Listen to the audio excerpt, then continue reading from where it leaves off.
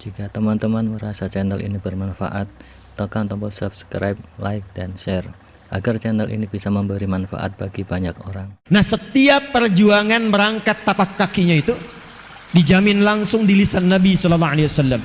Sahhalallahu lahu tariqan ilal jannah. Kalau benar niatnya, kata Nabi, kalau benar tujuannya datang betul-betul untuk mendekat kepada Allah, menaati Rasulullah sallallahu alaihi wasallam, maka dijamin dengan syafaat Rasulullah saat di yaumil hisab, langkahnya akan diringankan langsung menuju surga Allah Subhanahu wa taala. Wa innal malaikata, dan sejak orang itu berangkat, kalau niatnya benar betul-betul untuk mendekati Allah, berhijrah mendekat pada Rasulullah, itu malaikat diperintahkan oleh Allah langsung, bentangkan sayapmu, berikan ridha kepada para penuntut ilmu itu. Bentangan sayap malaikat inilah yang menghasilkan 3 hal. 1, diperintahkan mengaminkan doa-doa yang dimohonkan oleh para penuntut ilmu. Karena itu jangan sepi dari doa. Sejak berangkat berdoa, di jalan berzikir, datang menunggu momennya berdoa. Itulah sebabnya di akhir ta'lim pun, akhir pengajian pun kita membiasakan berdoa, karena hadisnya sahih. Kapan lagi doa dinaungi malaikat? Kapan lagi doa langsung diaminkan malaikat? Majlis ilmu itu peluangnya tinggi. Yang kedua, la tadau ajnihata haridan li talibil ilmi, makna kedua memohonkan ampunan kepada Allah. Ini yang menyebabkan satu ayat itu viral turun. Seorang pembunuh sudah membunuh puluhan orang, tiba kemudian ada sentuhan hidayah Allah dalam kalbunya. Allah itu begitu rahman dan lembut kepada hambanya, walaupun dosa itu bergumul, tapi nyawa belum sampai ke kerongkongan, masih diberikan haknya untuk mendapatkan hidayah. Warahmatullahi wabarakatuh.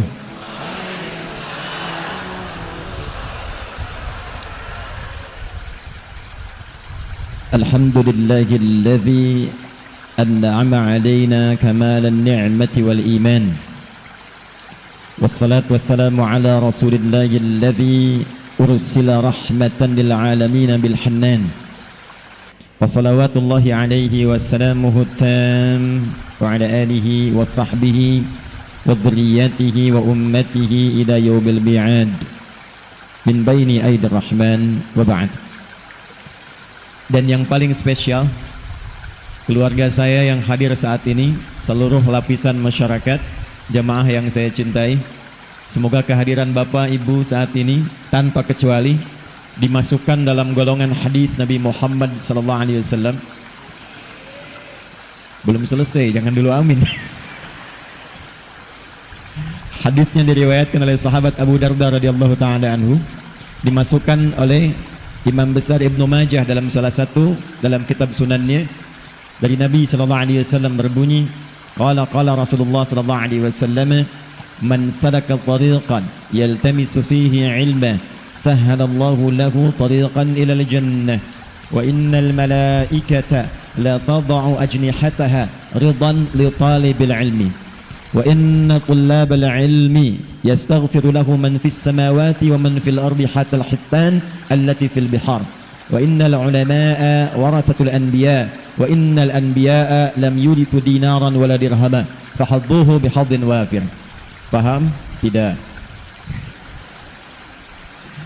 Man ismun mausulun yadullu ala al-fardiyatil 'ammiyah. Kata sambung konjungsi menunjuk pada setiap personnya, setiap orangnya, tapi maknanya umum. Jadi kalau ada ayat di Quran, ada hadis Nabi dibuka dengan kata man, artinya Nabi ingin mengajak bicara pada setiap kita. Karena itu kata para ulama, posisikanlah sabda Nabi itu untuk kita sebagai pribadi. Apapun jabatannya, apapun statusnya, ini Nabi sedang bicara secara personal dengan kita. Saya mau tanya pada ibu, bapak jangan dulu, karena bupatinya perempuan. Ibu kalau diajak bicara berdua dengan ibu bupati, senang tidak? Oh. Diberikan hadiah oleh ibu bupati secara personal, senang tidak? Ini Nabi ngajak bicara langsung kepada kita secara personal dan memberikan hadiah melebihi hadiah-hadiah dunia. Kata Nabi, man salaka tariqa, siapapun fulan, fulana, laki-laki, perempuan, besar, kecil, tua, muda, status apapun, salaka tariqa, yang menempuh perjalanan walau tidak mudah. Bukan syari' tapi tariq. Tariq itu jalan yang tidak mudah, kadang berliku, kadang berlubang, kadang macet, kadang sampai ke tujuan tidak semudah apa yang dibayangkan. Itu tariq. Sifatnya disebut dengan tariqah.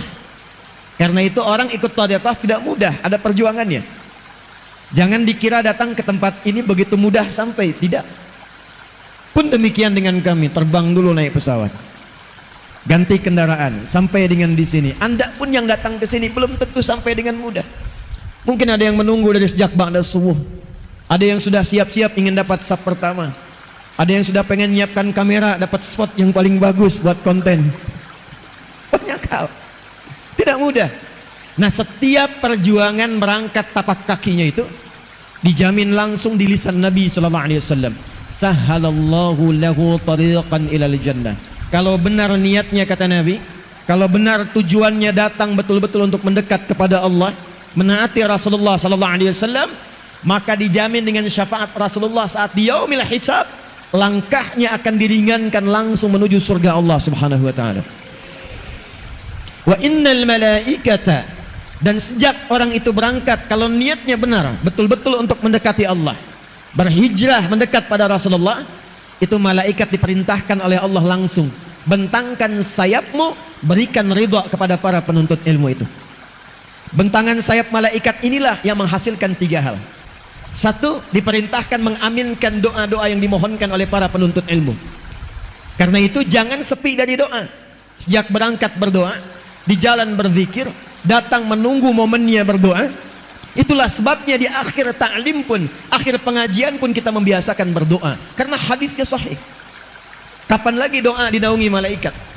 Kapan lagi doa langsung diaminkan malaikat? Majlis ilmu itu peluangnya tinggi. Yang kedua, la tadau ajnihata haridan li talibil ilmi, makna kedua memohonkan ampunan kepada Allah. Ini yang menyebabkan satu ayat itu viral turun. Seorang pembunuh sudah membunuh puluhan orang, tiba kemudian ada sentuhan hidayah Allah dalam kalbunya. Allah itu begitu rahman dan lembut kepada hambanya, walaupun dosa itu bergumul, tapi nyawa belum sampai ke kerongkongan, masih diberikan haknya untuk mendapatkan hidayah. Kenal Firaun? Kenal di mana? Kecil-kecil udah kenal Firaun. Cuma di Bangkalis ada anak kecil kenal Firaun. Alhamdulillah. Artinya ngaji nih anak. Ngaji. Firaun tuh jahatnya luar biasa. Hobinya bunuh orang. Quran surah kedua ayat ke-49. Ngaku Tuhan, ana rabbukumul a'la. Orang sekarang paling keren ngaku nabi. Mudah-mudahan di Bengkalis tidak ada ya Bu ya. Jawa Barat itu ada satu kabupaten, AM dulu pemain bulu tangkis, ngaku nabi. Dibawa sama polisi kita tuh, ditanya, bagaimana bisa jadi nabi? Dia bilang, saya ke Bogor Pak, dapat wahyu deh. Orang ke Bogor dapat talas, dia dapat wahyu. Rekor paling tinggi di Jakarta pernah, ya, ada LE ngaku malaikat dan minta izin kepada gubernur pada masa itu untuk mendaratkan malaikat Jibril di Monas tuh. Pernah kejadian, ya, tangkap sama polisi kita tuh. Polisi kita luar biasa, jangankan teroris, malaikat tangkap tuh. Alhamdulillah, kita dukung yang demikian. Tapi Firaun ngaku Tuhan, hobi bunuh orang, ngaku Tuhan, kata-kata kasar. Itu yang menyebabkan Nabi Musa alaihi salam sebelum berangkat mohon kepada Allah supaya dilembutkan hatinya agar tidak tersinggung dengan kata-kata Firaun. Firaun itu kalau sudah berkata, dia jengkel, itu taruhannya nyawa. Anda kalau hidup zaman Firaun, Firaun tidak suka rambutnya, itu bukan disuruh cukur, tolong pisahkan kepala dari badannya. Firaun. Karena itu Nabi Musa berdoa sebelum berangkat, Rabbi shrahli wa yassirli wahlul 'uqdatam min lisani yafqahu qawli. Tapi sebelum doa itu dilakukan, turun perintah Allah di surah Thaha ayat 43 sampai 44. Perhatikan, Fir'aunnya, catat ini. Fir'aunnya itu tidak menutup haknya untuk mendapatkan hidayah dari Allah. Dengan sifat rahmannya Allah langsung berfirman, idhaba ila fir'auna innahu tagha. Faqula lahu qawlan layyina la'allahu yatadhakkaru aw yakhsha.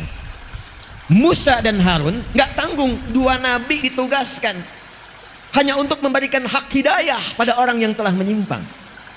Pergilah kepada Fir'aun, dia sudah keluar dari kewenangan jabatannya. Izin bu, itu sebabnya nggak disebut namanya, tapi disebut dengan gelarnya. Ada rumus dalam tafsir, kalau di ayat Quran tidak disebutkan namanya secara langsung, tapi disebutkan gelar atau sifatnya, ini memberikan kesan bahwa peristiwa itu mungkin terjadi lagi di masa depan oleh orang-orang yang punya gelar-gelar serupa. Karena itulah datang hidayah untuk meluruskan supaya tidak terjadi di masa depan.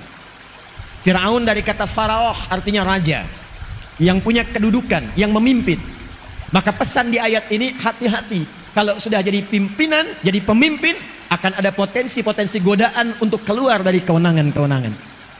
Kalau menemukan yang seperti itu, bukan dicela, bukan dihinakan, bukan direndahkan. Dahsyatnya Al-Quran mengajarkan, katakan dengan kelembutan. Faqula lahu qawlan layyina. Ingatkan itu raja dengan lembut, dengan halus. La'allahu yatadhakkaru aw yakhsha. Mungkin dengan kelembutan dan kehalusan itu dia sadar ada sesuatu yang dilakukan bukan pada tempatnya. Itulah Islam. Itulah Islam. Tapi yang mau saya katakan, Fir'aunnya masih dapat hidayah. Cuma sayang, dikasih tidak diambil. Itulah manusia. Nah, si pemuda ini membunuh puluhan orang, menghunjam hidayah dalam kalbunya, lalu dia memutuskan untuk mencari ketenangan, mendekat kepada Allah. Konsultasi pada seorang kiai, tuan guru pada masa itu. Maka disampaikan oleh tuan guru itu, yang bisa membimbing anda bukan saya, tapi syekh di tempat fulan. Maka berangkatlah orang itu, diisi di perjalanan dengan memohon ampunan kepada Allah, menyesali dosa-dosanya. Baru di pertengahan dari jaraknya lebih sejengkal, belum sampai ke tujuan, tiba malaikat maut datang lebih cepat dari apa yang dia bayangkan. Maka wafatlah di perjalanan itu. Hanya modal istighfar untuk menuntut ilmu, istighfar untuk taubat, berada di pertengahan jarak lebih sejengkal. Maka apa yang kemudian disampaikan oleh Allah, diperintahkan pada malaikat, taubatnya saya terima. Amalan sejengkal itulah amalan pertama yang dia lakukan setelah tobat, yang mengantarkan dia pada ridha dan jannahnya Allah subhanahu wa ta'ala. Turunlah Quran surah keempat An-Nisa ayat 100 untuk memberikan motivasi, termasuk penjabaran dari kisah ini. Wa may yuhajir fi sabilillahi yajid fil ardi muraghaman katsiran was'a wa may yakhruj min baitihi muhajiran ila Allahi war rasul. Perhatikan kalimatnya, thumma yudrikhul maut faqad waqa'a ajruhu 'ala Allah. Siapa yang berniat mengikuti spirit hijrah. Spirit hijrah bahasa Arabnya disebut hijriyah. Iya-nya untuk ikut, taknya untuk sifat. Hijrah itu peristiwanya. Saya ulangi, hijrah peristiwanya. Karakternya, sifatnya, tuntunannya itu tambah tak di ujungnya setelah ya nisbah. Kalau kita ingin ikuti spiritnya, membawa pedomannya, kita terapkan dalam kehidupan, maka rubah kalimatnya dari kata hijrah menjadi hijriyah. Kenapa kalender Islam disebutnya dengan hijriyah?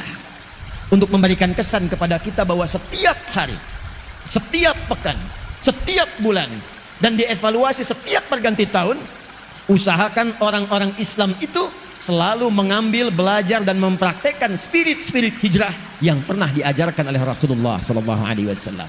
Itu rahasianya kenapa disebut hijriyah. Jadi kalau mau lebih tepat kalimatnya 1445 Hijriyah. Itu lebih tepatnya. Saya kembalikan terlebih dahulu.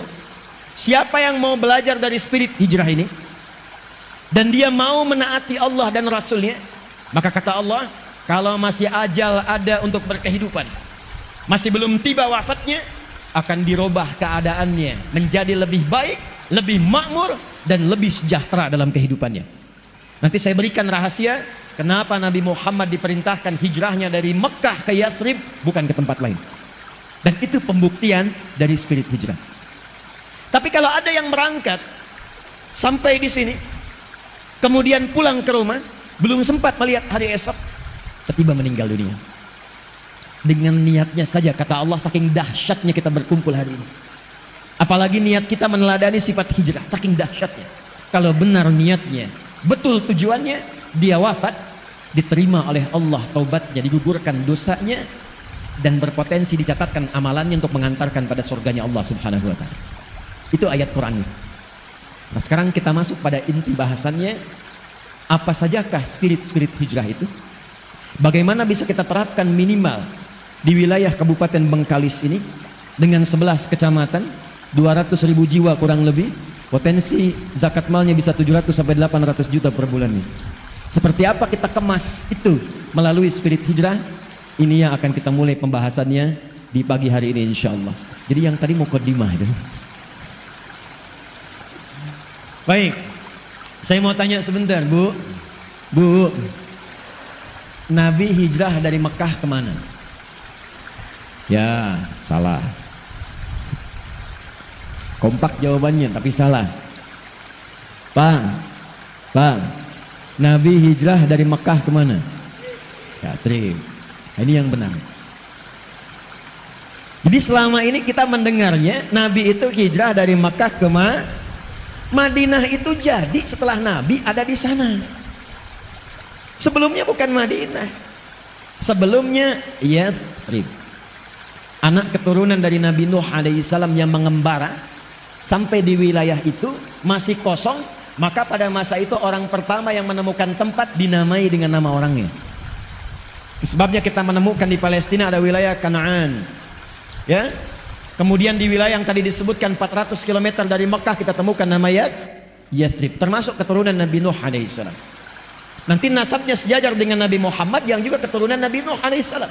Dari jalurnya Nabi Ismail ke Nabi Ibrahim alaihissalam. Muhammad sallallahu alaihi wasallam bin Abdullah bin Abdul Muttalib bin Hashim bin Abdul Manaf bin Qusay bin Murrah bin Kilab bin Ka'ab bin Ghalib bin Fihir bin Lu'ay bin Malik bin Nadar bin Kinana bin Khuzaimah bin Mudrikah bin Ilyas bin Nizar bin Mudar bin Ma'ad bin Adnan bin Addi bin Adri bin Muqawwam bin Nahur bin Tarikh bin Ya'rub bin Yasjub bin Nabit bin Ismail alaihi salam bin Ibrahim bin Azar atau bin Nahur bin Abir bin Kinan bin Arfakhshad bin Sam bin Nuh alaihi salam. Ketemu di situ.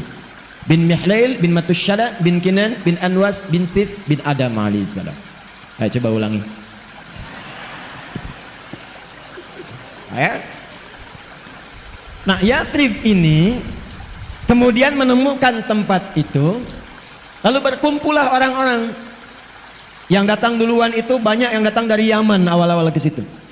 Makanya Yaman kata Nabi itu punya karakteristik pada umumnya lembut karena daerah pegunungan dan banyak pertanian. Memberikan pengaruh secara psikologi, orangnya lembut, ramah.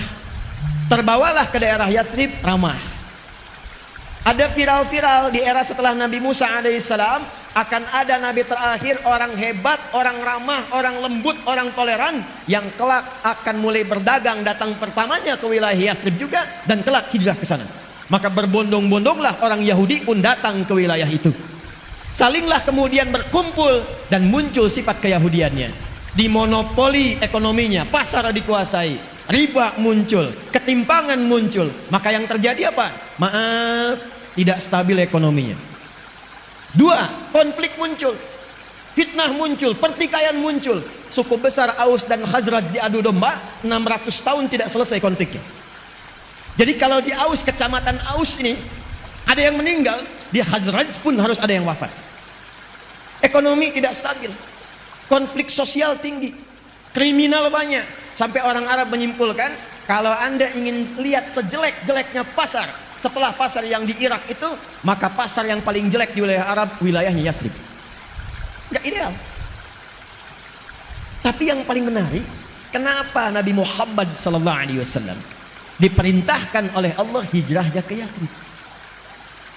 Padahal Taif sudah maju. Taif itu maju, buah-buahannya banyak, kotanya bagus.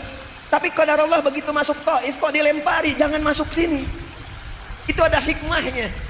Itulah sebabnya ketika malaikat penjaga dua gunung turun mengatakan, ya Rasulullah, ya Muhammad sallallahu alaihi wasallam, mud yadaika ila as-sama' kama qala, angkat tanganmu ke langit, mohonkan pada Allah supaya aku mengangkat dua bukit ini untuk menghimpit semua orang Taif itu yang telah melemparimu. Kata Nabi, lah, jangan lakukan. Fa innahum qaumun la ya'lamun. Karena mereka cuma tahu masyarakat yang belum paham saja, belum tahu. Ini manhaj dari Nabi. Kalau ada orang belum tahu, jangan dicela. Tapi minimal didoakan, lantas diberitahu. Mungkin dengan doa itu dia menjadi tahu dan menjadi baik di kemudian hari. Maka kata Nabi, kelak insya Allah aku bermohon pada Allah, akan muncul di bumi Taif laki-lakinya, perempuannya, remajanya, anak kecilnya, yang mereka mengatakan asyhadu an la ilaha illallah wa asyhadu anna Muhammad Rasulullah. Singkatnya, terjadi peristiwa Isra Mi'raj. Setahun setelah itu langsung berangkat ke Yathrib. Ini yang akan kita terangkan, ini yang akan kita bahas. Nabi dalam waktu singkat, kalau sekarang dibawa ke Indonesia 2 periode kepemimpinan lah Bu ya. Ya, 5 kali 2 10 tahun itu cuma 10 tahun yang tadinya terbelakang, tidak punya peradaban, konfliknya tinggi, ekonomi tertinggal, segalanya nggak nampak ideal, tiba-tiba berubah jadi suasana kota yang mencerahkan dan viral di antara Arab. Kalau mereka bertanya, mana pasar yang paling bagus? Itu tuh Madinah. Suasananya sudah berubah jadi kota. Mana orang yang paling jujur? Ada di sana, Madinah. Dari suasana terbelakang jadi suasana kota yang menginspirasi, yang mencerahkan. Dalam bahasa Arab, kota yang menginspirasi, mencerahkan disebut dengan Al-Madinah Al-Mudawwarah. Itulah sebabnya diabadikan nama ini sampai dengan saat ini untuk memberikan pesan. Siapa yang ingin belajar menata kota yang tadinya terbelakang, mungkin tidak dikenal, mungkin belum ada pengetahuan yang hebat, mungkin belum stabil ekonominya, maka belajar dari spirit hijrah. Kalau benar dipraktikkan, maka dia bisa menjadi seperti kota-kota yang pernah dijelajahi oleh sahabat. Tidak ada satupun sahabat yang belajar dari kurikulum ini menginjakkan tapak kakinya di setiap tempat kecuali tempat itu maju. Lihat Andalus, Iberia, Spanyol, Portugal. Itu sebelum Ronaldo lahir. Pique muncul, Xavi muncul, Barcelona, Real Madrid, Sevilla muncul semua. Itu nggak ada apa-apanya terbelakang. Kapan jadi maju punya peradaban 7 abad. Ketika seorang gubernur namanya Musa bin Nusair memerintahkan Tariq bin Ziyad, Pangdam, Panglima wilayah provinsi Afrika Utara pada masa itu, berangkat ke Iberia. Rakyat Andalusia meminta untuk membawa nilai-nilai keislaman dipraktikkan di sana. Nggak nunggu waktu lama, selang beberapa waktu langsung jadi kota berperadaban. Peradaban Islam di Andalus. Eropa yang sekarang maju dapat dari mana pedomannya? Dapat dari mana tuntunannya? Yang Anda lihat sekarang Amerika, Eropa, ada Inggris kemudian, ada Belanda kemudian, ada Jerman kemudian, sampai bahkan ke Pasifik, ke Jepang. Dari mana semua tuntunan itu? Kalau jujur mau belajar sejarah, semua turunannya akan mengerucut kepada masa-masa keemasan di Spanyol yang terhubung nasabnya kepada nilai-nilai keislaman dalam hijrah. Cepat. Ada 3. Ada berapa? Ada 3. Yang paling pokok, yang bila ini dilakukan dan diterapkan di setiap daerah manapun, akan merubah daerah itu secara otomatis menjadi suasana kota yang mencerahkan. Bengkali siap? Bengkali siap? Takbir. 1. Tidaklah Nabi datang ke Yathrib sebelumnya beliau telah melakukan mitigasi dan riset, bahkan dibimbing oleh wahyu. Ini Bu, yang paling penting ketika diangkat menjadi bupati, berpartner kemudian juga dengan DPRD-nya, Forkompindanya, diriset mitigasi. Bagaimana karakter wilayahnya 11 kecamatan 200.000? Apa kecenderungannya? Bagaimana keadaannya? Bagaimana interaksi sosialnya? Maka ketika Nabi menemukan ada konflik yang dengan konflik itu tidak pernah menyebabkan stabilitas, sulit melakukan pembangunan, yang pertama dilakukan mempersaudarakan semua elemen yang ada di Yathrib itu sehingga semuanya mendapatkan suasana tenang, bahagia dan cair. Maka yang beliau lakukan dan tercatat dalam sejarah, akha bainal muhajirin wal ansar, akha bainal aus wal khazraj. Ternyata di Madinah ada pribumi, ada pendatang. Saya tanya, di Bengkalis ada pribumi tidak? Ada. Ada pendatang tidak? Jangan ada kesenjangan. Karena setelah Nabi datang nggak ada lagi istilah ini muhajirin, ini ansar. Cuma sifat saja. Yang ada adalah ahlul Madinah. Baik ada pendatang, bagus. Baik ada pribumi, bagus. Ketika kemudian keduanya dipersaudarakan dan sepakat dengan visi yang sama, bangun Bengkalis, makmurkan Bengkalis, sejahterakan Bengkalis, dan niatkan dengan niat yang benar. Itu modal dasar untuk membangun suasana kota. Dan hebatnya orang pribumi sampai disebut Ansor pada masa itu, ini dahsyatnya. Ansor itu mau menolong sedalam-dalamnya, saking dalamnya, yang dimiliki pun bisa dibagi. Yang dimiliki bisa dibagi. Nih Pak, tidak ada sahabat Nabi dari Mekah datang kehausan kecuali dijemput oleh orang yang bawa minuman. Ada orang lapar dijemputnya oleh orang yang bawa makanan. Yang dahsyat apa? Ini saya mau cerita sedikit saja. Ibu pernah dengar namanya Abdurrahman bin Auf? Kaya tidak? Tuh, dah salah lagi deh. Saya tanya di antum yang ikhwan, Abdurrahman bin Auf tuh kaya tidak? Tidak. Tidak. Kurang lengkap informasi sejarahnya itu. Abdurrahman bin Auf itu seorang sahabat tapi tidak kaya. Beliau itu sahabat yang kebangetan kayanya. Kaya itu baru level 1. Kaya itu biasa. Level 2-nya kaya banget. Level 3-nya kebangetan kayanya.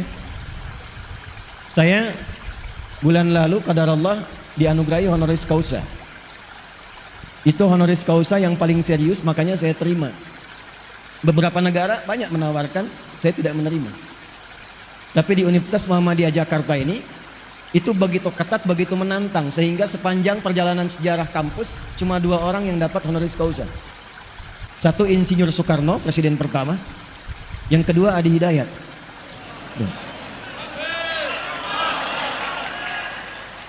Dan itu 2 tahun. 2 tahun. Mesti dilihat kualifikasinya, mesti bikin karya ilmiah. Karya ilmiahnya diuji oleh semua profesor yang ada di situ. Di antara riset yang saya lakukan adalah bagaimana mentransformasikan pendidikan, menjadikan pendidikan itu bisa membangun peradaban dan kemanusiaan.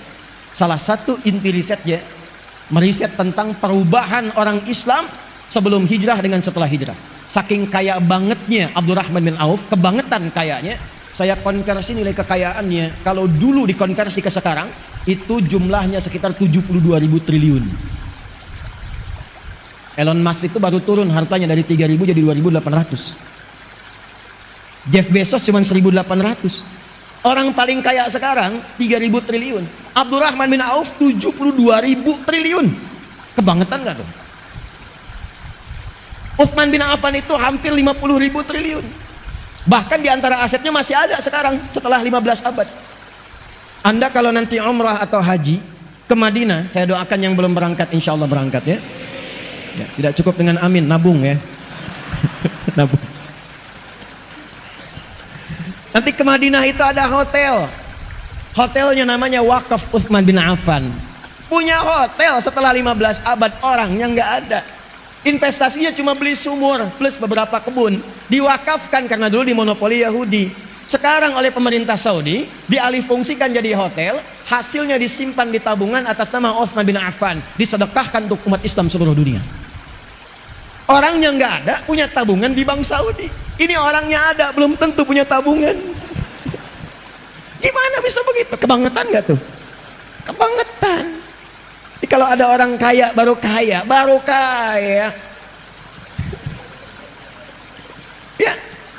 OKB orang kaya, baru. OBK orang baru kayanya. Kaget jadinya. Ya, itu belum ada apa-apanya. Jalan-jalan pakai emas 2 kilo misalnya kan. Itu belum apa-apa bu. Dicek imitasi.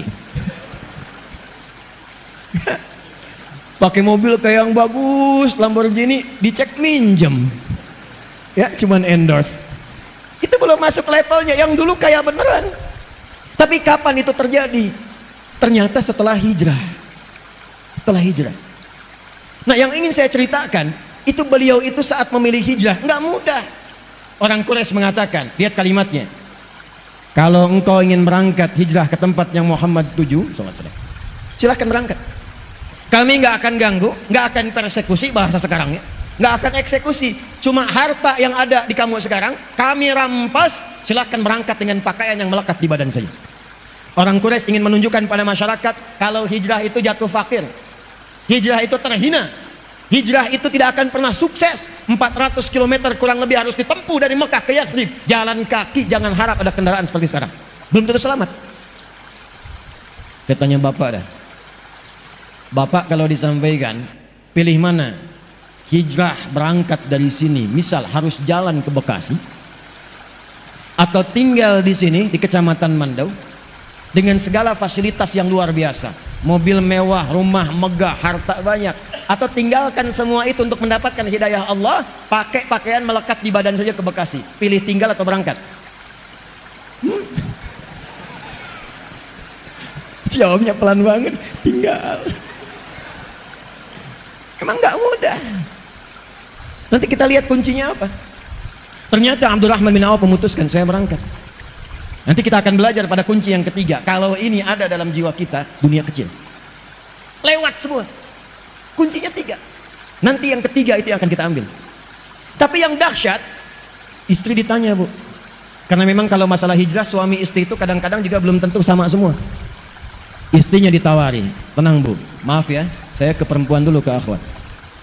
Kata orang Quraisy, kalau kamu ikut suami, pakai pakaiannya melekat di badan saja, silahkan berangkat, belum tentu selamat. Tapi kalau kamu memilih tinggal di Mekah, kami berikan semua harta suamimu, kami jamin keamananmu, dan kami berikan kesempatan pilih laki-laki manapun terbaik di Mekah ini untuk dinikahi, kami fasilitasi pernikahan ini. Tenang ya Pak, tenang. Bu, anggap suami Bapak nggak ikut saat ini.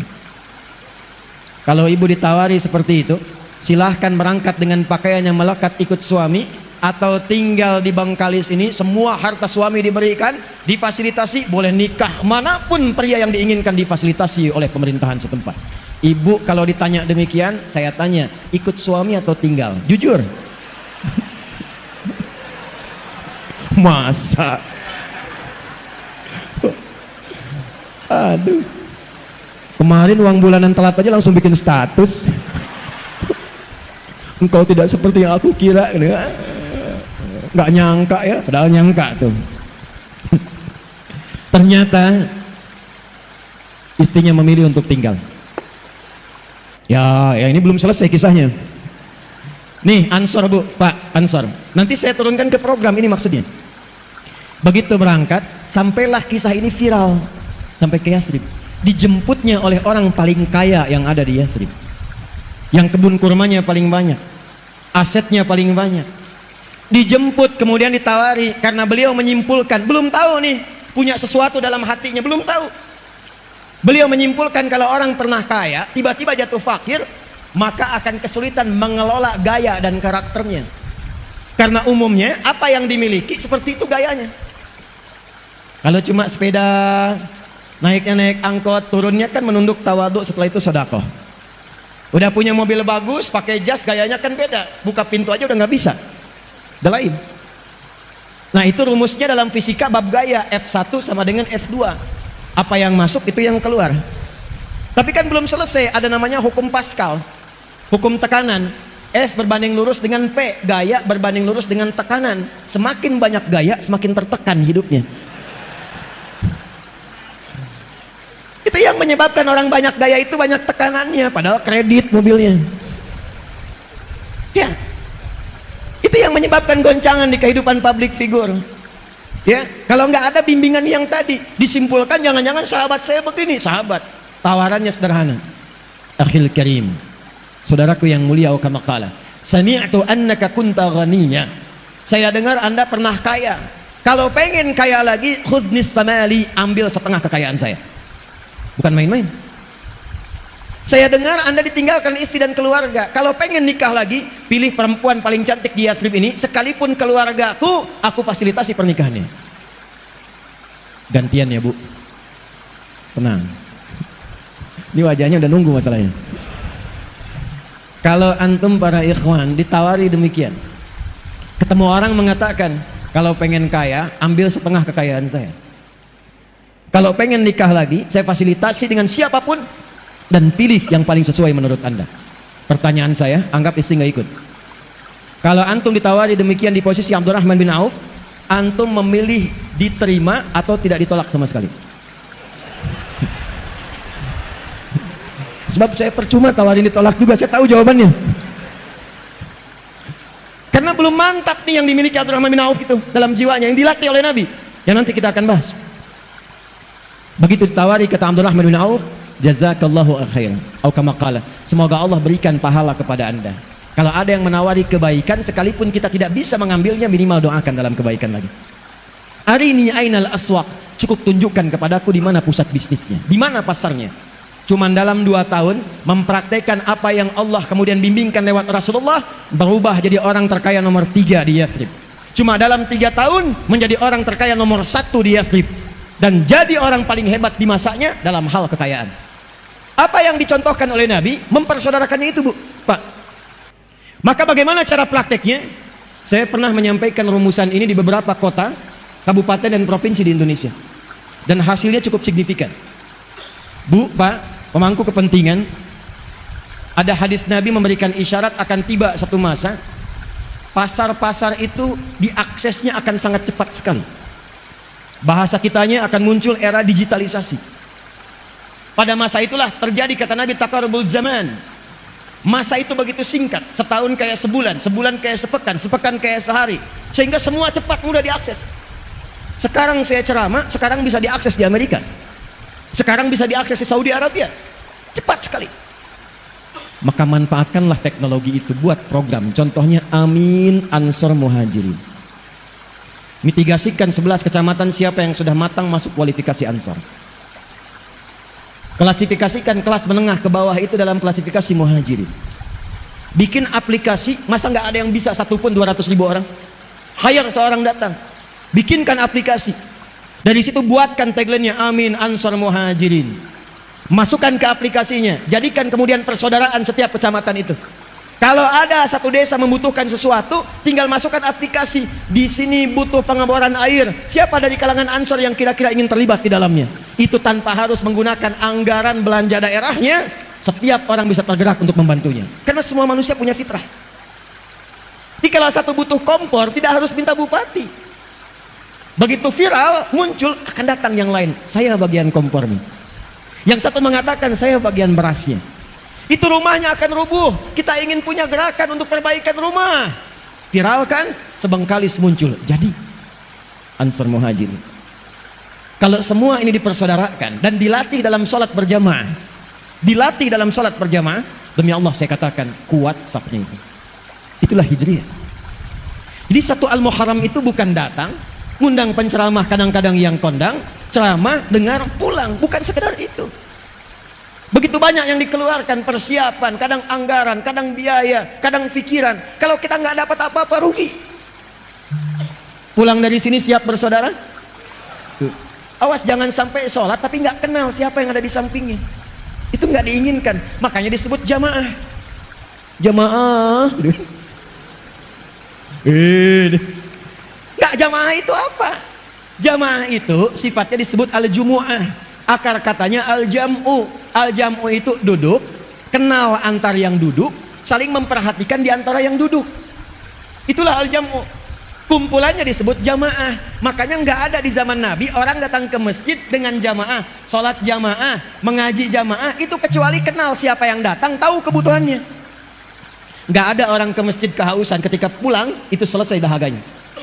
Nggak ada orang lapar masuk masjid, ketika pulang selesai urusan dapurnya. Itulah jamaah. Saya membayangkan kalau ada dalam satu masjid, setiap pekan bahkan Jumatan, setiap hari bahkan kemudian berangkat. Di situ ada dokter, di situ ada jamaah yang lain. Ketika ada satu pasien merasakan sakit atau di antara keluarganya nggak sanggup ke rumah sakit, bertemu dengan dokter, konsultasi, diberikan resep saat itu juga. Selesai. Ada orang nggak punya pekerjaan, datang kemudian orang yang Allah berikan amanah kepadanya kelebihan dari usahanya, konsultasi, diberikan jalan untuk mendapatkan lapangan pekerjaan. Itulah jemaah. Itulah sebabnya setelah dipersaudarakan, Nabi menerapkan hukum kedua. Bangun tempat persatuan yang bernama masjid. Apa namanya? Maka disinilah perannya datang. DMI, MUI, Basnas. Datang semuanya, buat mitigasi, jangan sekedar jadikan masjid hanya untuk tempat sholat saja. Zaman Nabi, masjid tempat solusi, tempat bersatu, tempat ta'aruf, kenal, jadi tahu siapa yang hadir di sampingnya. Jangan sampai jamaah tapi nggak kenal siapa yang di sampingnya. nggak tahu siapa yang datang, nggak kenal tetangganya. Itu bukan jamaah namanya. Itulah Islam. Itulah Islam. Dan dahsyatnya setelah itu muncul yang ketiga. Ini akan saya percepat. Nabi perhatikan bagaimana caranya supaya masyarakat tidak gelisah urusan dapur. Alladzi at'amahum min ju'. Rakyat itu semangat membangun, kompak dengan pemerintahannya. Kalau urusan dapurnya terpenuhi, gimana caranya ekonominya stabil? Maka Nabi stabilkan urusan ekonomi dan pasarnya. Disepakati bikin piagam Madinah, harga sekian, diviralkan. Hei, kalau yang butuh gandum, tuh yang itu saja. Kalau yang butuh pakaian, itu orangnya yang gitu. Kalau mau kurma, ini pasar kurma seperti ini. Harganya kemudian stabil. Jadi pasarnya hidup. Nggak ada orang Madinah belanjanya ke Mekah. Nggak ada orang Madinah belanjanya urusan pokok yang di dalam harus ke Syam. Yang nggak ada di Madinah baru keluar dari situ. Tapi UMKM-nya diberdayakan di lingkungan Yathrib yang kelak menjadi Madinah itu. Maka yang ketiga, ibu cek bu, berapa banyak UMKM di kecamatan, semua kecamatan wilayah Bengkalis itu. Siapa saja kemudian yang punya profesi-profesi A. Yang jualan beras berapa? Yang bertani berapa orang? Yang berternak berapa orang? Yang di sayuran mana lokasinya? Maka fasilitasi sekarang eranya era digital. Aplikasi yang tadi masukkanlah kemudian usaha UMKM di dalamnya. Jadi masyarakat tahu kalau pesan beras, oh ini di kecamatan Mando ada berasnya, belanjanya di situ. Siapa yang ngantarkan? Bikin program namanya Ojek Soleh. Yang pakai Gojek berikan aplikasi lokal, itu yang ngantarkan. Biaya dari mana? ASN tiap bulan belanjanya lewat situ. Konfirmasikan lewat Baznas. Masukkan ke dalam masjid, kotak infaknya pakai, modalnya nol, nggak pakai APBD. Saya bukan sekedar teori, kami sudah praktekkan di Bekasi. Kita bikin program Ojek Soleh, di mana absensinya di masjid pakai fingerprint. Ojek Soleh pakai fingerprint, klik bunyi. Kalau bukan bagian dari Ojek Soleh, klik. Saya ustadz, saya kiai, saya cek, klik. Silahkan coba lagi. Tukang ojek klik masuk. Kapan absensinya dimulai? Subuh. Jamaah. Konsisten sebulan aman urusan sembako, nggak perlu pikirin di rumah. Sudah dikalkulasikan dari zisnya, zakat, infak, sedekah. Berapa banyak orangnya? Ini bagiannya. Hasil yang didapatkan 70% ambil, 30% tabung. Dibantu progresnya. Dikumpulkan, support yang lain lagi. Kalau yang lain sudah bagus, jadikan beasiswa, berikan tabungan umrah. Tukang ojek yang tadinya ngojek, kebutuhannya terpenuhi, bisa umrah, bisa beasiswa anaknya. Itu spirit hijrah. Dan itulah perubahan yang kita siapkan saat Muharram ini. Kalau bisa kita siapkan demikian, akur tempatnya, demi Allah saya katakan, apa yang terjadi di tempat lain, kegelisahan-kegelisahan, maaf, coba cek berita tiap hari sekarang. Tiap hari kumpulkan, bandingkan setiap portal berita, demi Allah saya yakin 85% isinya kriminal semua. Tanya sama teman-teman polisi kita tuh, tentara kita. Saya kalau buka berita, yang terlihat pertama kali korupsi, pencurian, penjamretan, pembegalan, zina, perkosaan, puncaknya pembunuhan. Ini nggak pernah terjadi. Yang dahsyat itu, yang tadinya jahiliyah, semua khatam perbuatan tadi, khatam. Zina semua jenisnya, khatam. Mabuk paling amatir 5 kali dalam sehari, paling amatir. Pembunuhan hampir tiap hari. Tapi setelah peristiwa hijrah, semua aman, damai, tentram. Tingkat kriminalitas nyaris 0, sekian persen saja. Selesai. Maka berubahlah kemudian kota Bengkalis ini menjadi Al-Madinah Al-Munawwarah. Paham? Baik. Bagian penutup di prakteknya. Saya mau tanya, apakah semua yang di Bengkalis ini muslim saja? Tidak. Ada non-muslimnya? Apa semua yang tinggal di Madinah itu hanya semuanya muslim? Tidak. Ada Yahudinya? Ada. Ada non-muslimnya? Kok bisa kompak? Kok bisa rukun? Kok bisa maju? Di antara faktornya, Nabi menanamkan nilai-nilai toleransi yang luar biasa yang langsung dicontohkan oleh umat Islamnya. Apa di antara prakteknya? Yuk kita lihat contohnya. Saya berikan 2 saja. Ibu ada yang suka masak, Bu? Ada yang suka masak? Alhamdulillah. Lihat, masih ingat hadis Nabi ini? Jika Anda masak makanan, baunya sampai ke tetangga, maka bagilah makanan itu walaupun Ibu hafal hanya kuahnya. Jadi ibulah yang masak opor, ibu makan ayamnya, ibu bagi kuahnya ke tetangga gitu kan. Saat ibu bagi, tetangga, kenapa cuma kuahnya bu? Hadis Nabi. Gitu ya. Itu maksudnya, kalaupun ada bumbu-bumbu yang kadang orang salah paham karena mencium bau tak sesuai masakannya. Sekarang ada bumbu rendang yang dimasak tempe, bumbu opor yang dimasak singkong. Supaya tak salah paham, kirimkan keadaannya supaya dia mengerti apa yang dimasak itu. Tapi saat dikirimkan itu, apakah Nabi mengatakan kalau tetangga Anda orang Islam saja? Gitu. Betapa banyak non muslim dikirimkan. Allahu Akbar. Dan yang paling indah itu ketika diberikan, bertanya, Anda baik sekali. Perhatikan jawabannya. Bukan, Allah yang memerintahkan saya untuk berbagi. Anda masak, tetangganya mungkin bukan yang muslim saja, ada yang Kristen, mungkin Hindu, mungkin Buddha. Masak, datangi. Anda sampaikan begitu keluar, pagi bu, ini kebetulan saya masak rendang 1 panci. Ibu baik sekali. Bukan, Allah yang memerintahkan saya berbagi. Maka selama hidup dia kenal kalimat Allah dari lisan ibu. Besoknya dia kembalikan panci bu, yakin saya, dia sudah bisa mengucapkan Assalamualaikum. Tuh. Ibu keluar, Waalaikumsalam. Ibu mau kembalikan panci? Iya. Sekaligus nanya, kira-kira hari ini Allah perintahkan berbagi lagi enggak? Awal. Antum pernah dengar hadis tentang tanaman? Kalau Anda punya tanaman, buahnya kemudian ya merayap ke wilayah tetangga, maka hakun mustarak, buahnya milik bersama. Pertanyaan saya, dipraktekkan nggak? Hah? Punya mangga, bagian buahnya itu sebagian ke tetangga. Itu hak Anda dan hak tetangga. Kalaupun dia non muslim, datangi, sampaikan, ketuk pintunya. Saya mau ngasih tahu, apa Pak? Itu ada buah mangga. Oh iya, punya bapak kan? Betul, saya yang punya pohonnya. Tapi buahnya itu kebagian wilayah pekarangan Anda. Daunnya jatuh ke tempat Anda. Anda yang melihat matangnya. Jangan sampai Anda membersihkan daunnya, kami yang makan buahnya. Itu adalah hak kita bersama. Kalau ingin ambil, ambil. Jangan pernah bertanya pada saya, karena itu hak bapak dan ibu juga. Dia tanya, dari mana ketentuan itu? Allah yang memerintahkan kami berbagi. Kenal Allah. Nikmat. Tapi kadang dia nggak tahu kalau tumbuhan beda dengan hewan. Besoknya ayam bapak main ke pekarangan dia.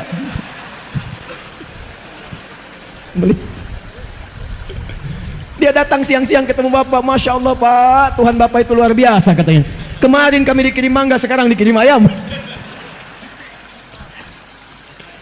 Itulah keindahan. Baik, saya kira tidak banyak yang ingin saya sampaikan. Yang penting poin-poin hijrahnya yang kita siapkan. Jadi sekarang saya ingin membawa resolusi kesepakatan bersama demi Bengkalis yang kita cintai ini. 1, siap bersaudara? Saya tidak ingin mendengar lagi ada orang bertikai di Bengkalis ini. Ada orang yang mengambil hak orang lain.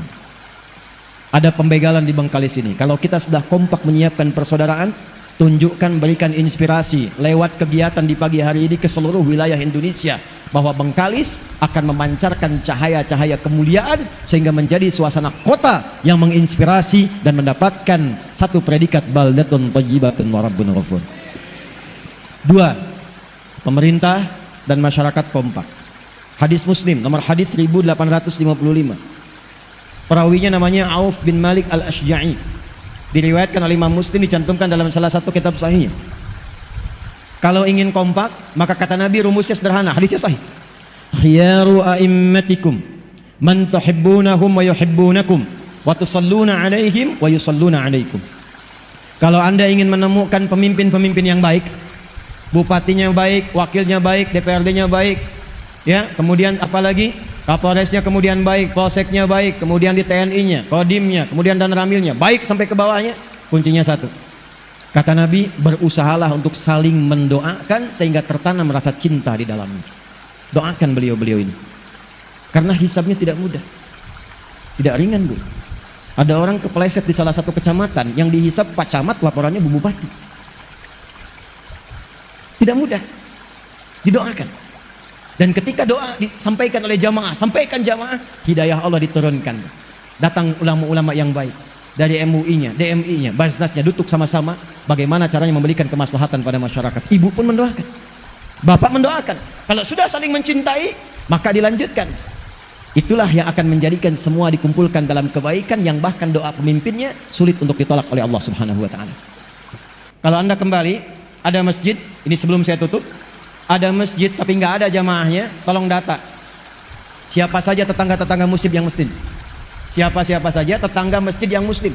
Tidak usah diceramahi, tidak usah dimarahi.